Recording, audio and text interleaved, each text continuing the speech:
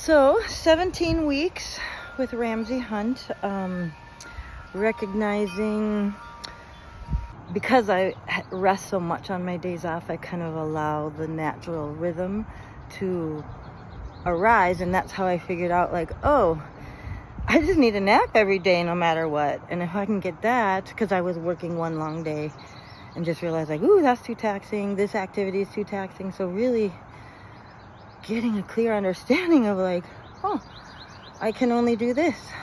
I'm so grateful that at my work, my coworkers are the kind of people that are more nourishing and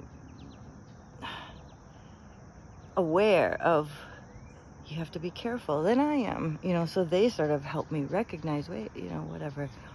You don't have to push yourself. I have a great work environment that I'm so thankful for. And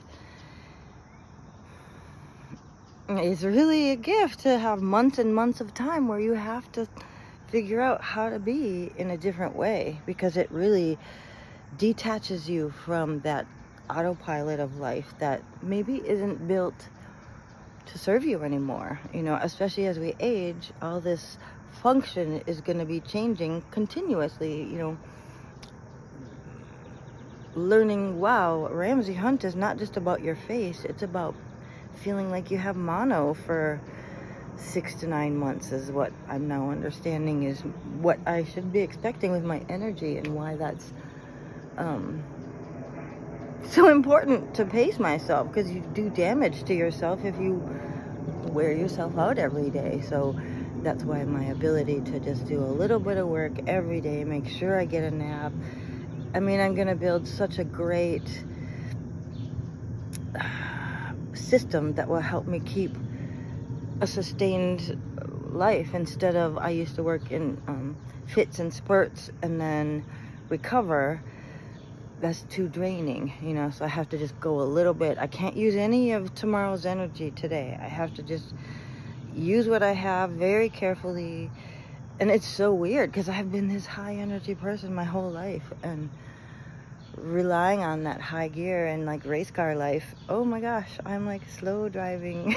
Like, I feel like I'm a horse and buggy now, but don't is how I have to live my day. And I can't do any of that fun rearing and racing, and recognizing there's different kind of fun, recognizing that calm felt like an alarm. Like, if you're calmed down, I thought something's wrong, because I thought high gear was all you could live in, and if you weren't in high gear, something's gotta change, because that's not gonna work. So it doesn't work to go in high gear all the time. I was lucky I had so much energy, but that's probably what drained me and got me vulnerable to this. And so this is going to be a gift to me for my entire life, because this amount of time you're going to really build a neural pathway of what's today like, noticing myself. It's that interoception they talk about, where I'm aware of my own stuff more.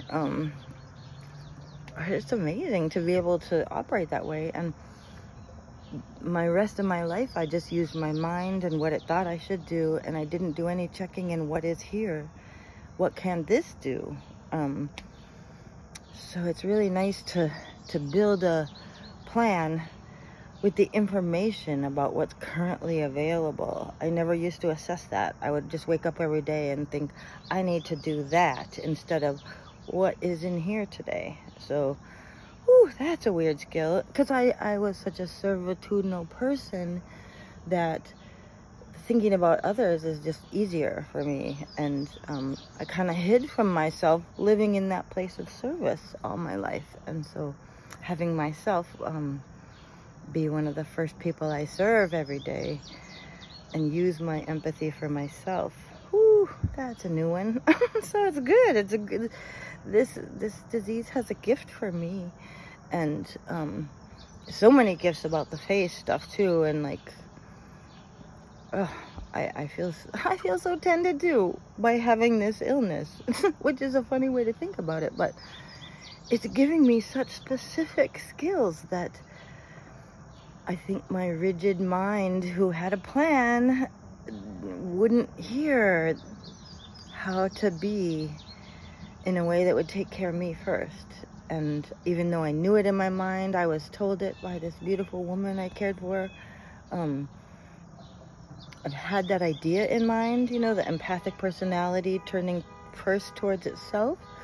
I didn't know how to do that. I didn't think I deserved it. I didn't think about what I needed at all. I hadn't done any of that work to even know what I was. And so this disease has helped me. Like, I have to think, okay, what can I actually do? Because I'm trying to perform a job, and some of the stuff I thought I could easily do, I'm like, oh my gosh, it's not there anymore. I don't have a certain resilience. Going out in public, it takes a lot of energy, and sometimes I need it because I'm an extrovert. And sometimes I'll go and I'll pay $20 to hear some music and be like, oh my God, I can't be in this room. And I'll leave because I just can't take it. And I didn't realize that, it's really interesting. But to be checking with myself and say, are you okay? How is this room for you? Why are you so tired? Ooh, you seem nervous. Let's not be here. Like, I'm toggling back and forth between self-awareness and what can you do and what is this environment about. I never used to think about that stuff. I didn't have myself as an equation element. I just had this expectation I would be able to do whatever. And now I have to say, okay, who's Ellis today? Because every day, and it's really just like planning your life around your nap window and realizing, oh, I need a nap every day. I feel like well, I suppose when we see our wise, aged people, we see them, oh, they eat really early, they go to bed early, like they're sort of living like I am. So this might be just my way of being initiated into, here's how you have to be an old person. So that's one of the gifts of this disease for me, is I'm getting this lesson now so that when I'm continuing to age, I'm going to have the practice of tending to myself, being aware of myself. I didn't have that before. I didn't think of myself first. It's really like that airplane thing where you put your mask on for yourself and then tend to the other people after. So this Ramsay Hunt for me is cementing that lesson, because I wasn't getting it. Even though I posted something earlier talking about being where you are, I wasn't doing that still, just last week. So it's such a continual learning that just having something in your mind and understanding it doesn't mean you've integrated it into your life. And so then the lesson keeps coming back. If you just say, oh yeah, I know that, well, that doesn't mean you changed anything. And so this is forcing me to really lock in the lessons to my daily practice. And it really helps to have a rhythm. I had such a hard time accepting my limitation and seeing it clearly, because I lived in the I should be able to kind of world for longer than I needed to. So it's so interesting how our mind always wants to go back to what we've always been, but you can't. That ability to detach from what you expected yourself to be able to do, and then just really noticing, what can I actually do? Not what did I used to be able to do, but what's real today. I think that's really hard to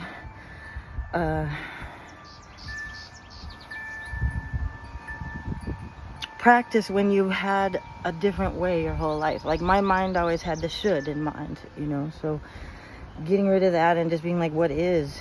And that's that be where you are. I'm like, oh my gosh, it's so hard to be right where you are, because some days you're really tired, and like, I always thought that's wrong, and so